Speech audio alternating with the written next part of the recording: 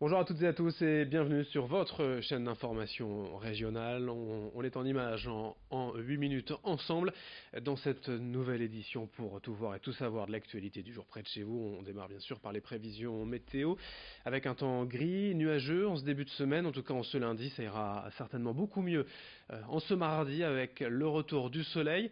Toujours un temps en sec et on l'espère beaucoup plus ensoleillé avec des températures de saison de 8 à 10 degrés de la métropole lilloise au littoral. À la une, d'abord en ce lundi, donc après 2 semaines de vacances scolaires, c'est la rentrée aussi pour la classe politique et l'un des premiers dossiers chauds de ce début de semaine, c'est la volonté du gouvernement de durcir les sanctions contre les chômeurs peu volontaires. Au soir du 31 décembre, lors de ses vœux, Emmanuel Macron a en effet annoncé vouloir changer en profondeur les règles de l'indemnisation chômage afin d'inciter davantage à reprendre le travail. Pour cela, il semblerait que le président de la République préfère le bâton à la carotte. Explication en plateau avec vous, Vincent Villers. Des contrôles et des sanctions renforcés pour les allocataires de Pôle emploi qui ne respecteraient pas les règles. Dans ce nouveau texte, 4 modifications sont à retenir. D'abord, en cas d'oubli d'un premier rendez-vous à Pôle emploi, le demandeur risque 1 mois de radiation et donc de suppression de l'allocation, 2 mois pour un deuxième rendez-vous raté, puis 4 mois pour un troisième faux bond. Ensuite, si l'allocataire refuse 2 offres jugées raisonnables, l'allocation lui est aussi supprimée. D'ailleurs, autre modification, il n'est désormais plus possible de refuser une offre moins bien payée que sa précédente expérience professionnelle. À noter aussi que si jusqu'ici les contrôles de recherche d'emploi et les sanctions étaient du ressort de la direction régionale du ministère du Travail, désormais c'est Pôle emploi et seul qui pourra décider des sanctions à appliquer. À noter aussi qu'en marge de ce nouveau dispositif, d'ici quelques mois dans 2 ou 3 régions du pays, un nouveau système va être testé pendant 1 an. Il va être demandé aux allocataires de Pôle emploi de remplir un journal de bord sur Internet expliquant les démarches de recherche qui ont été effectuées chaque mois. Mais est-ce que ces nouvelles sanctions vont être efficaces? D'après une étude publiée cet été par Pôle emploi, seuls 12% des demandeurs ne chercheraient pas assez activement un nouveau travail. Merci pour ces explications. On parle d'emploi, donc on enchaîne avec une nouvelle manière de retrouver un travail dans la région. Grâce aux entreprises éphémères, depuis peu elles se multiplient, notamment dans les Hauts-de-France. Alors on va plutôt parler tout de suite des ventes privées. Et pardonnez-moi, avant les soldes qui débutent ce mercredi, les rabais ont déjà commencé dans les boutiques. Dès le lendemain de Noël, d'ailleurs, les commerçants ont lancé les ventes privées. Tout simplement des prix préférentiels aux clients ayant une carte de fidélité.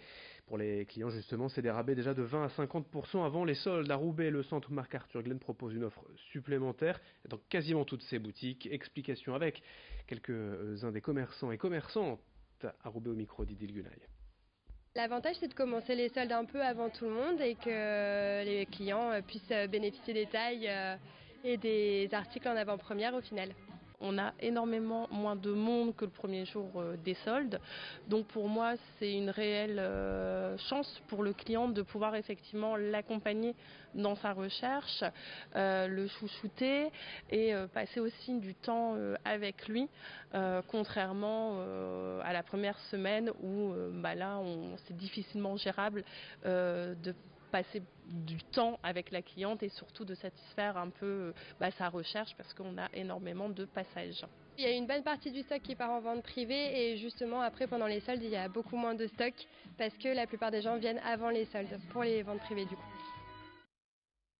L'emploi et les entreprises éphémères, on y vient dans ce journal avec ces derniers mois, dont je vous le disais, ces structures atypiques qui se multiplient pour permettre à des demandeurs d'emploi de retrouver du travail.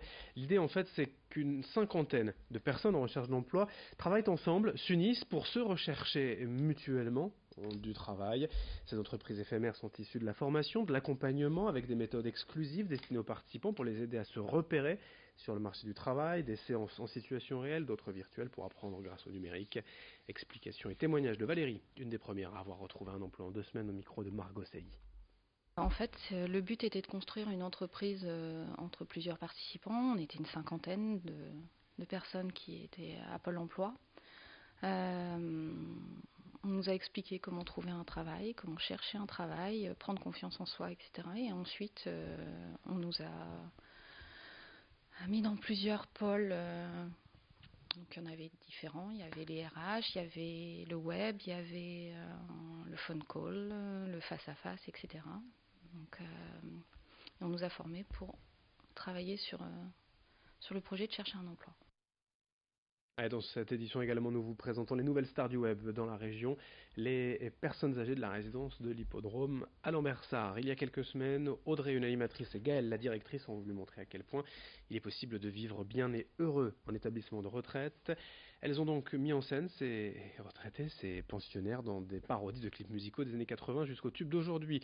Une vidéo déjà vue plus de 50 000 fois depuis sa diffusion sur Facebook le 22 décembre. Cette petite vidéo de quelques minutes a demandé tout de même près de 6 mois de travail. Chaque résident a pu y participer à sa guise, debout pour les plus vifs, assis avec quelques simples gestes pour les autres. L'important est de réunir le plus de résidents possible. La plupart d'ailleurs ont apprécié en y trouvant même un intérêt, voire un remède à leur petit tracas physique. Explication au micro de Xavier Silly. Il y a d'autres animateurs qui nous ont contactés pour savoir comment on avait pu procéder, en se demandant comment on avait pu mettre en avant, et en avant surtout les capacités des résidents, parce que c'est vrai que parfois ils ont des aides techniques, ils ont des difficultés à se mobiliser, ils ont des fauteuils roulants, voilà, mais le but c'était vraiment de ne pas montrer toutes ces aides et de savoir les sécuriser pour qu'ils se mettent en situation sans. Donc c'est vrai qu'on a eu pas mal de demandes d'établissements pour nous demander comment on avait pu faire. Et puis l'actualité sport pour terminer ce journal avec en football. D'abord la suite et la fin des 32e de finale de Coupe de France. Ce soir, le retour du LOSC au stade Pierre-Mauroy, qui n'a d'ailleurs plus gagné à domicile depuis fin octobre. Les Lillois accueillent Sochaux ce soir à 21h. Concernant les autres matchs et résultats de ces 32e de finale, ce n'est pas brillant pour les clubs régionaux. Lens et Valenciennes ont été éliminés. Gravelines a été battu 3-0 par Villefranche-Beaujolais. Seul Croix est passé en battant Raoul Étape 2-0. Lille-Sochaux ce soir 21h et le tirage au sort, c'est dans la foulée dès ce soir pour les 16e de finale. Demain, bien sûr, dans nos éditions, on en connaîtra les principales affiches. Fin de cette édition, merci à vous de l'avoir suivi. D'autres infos en images à suivre dans un instant.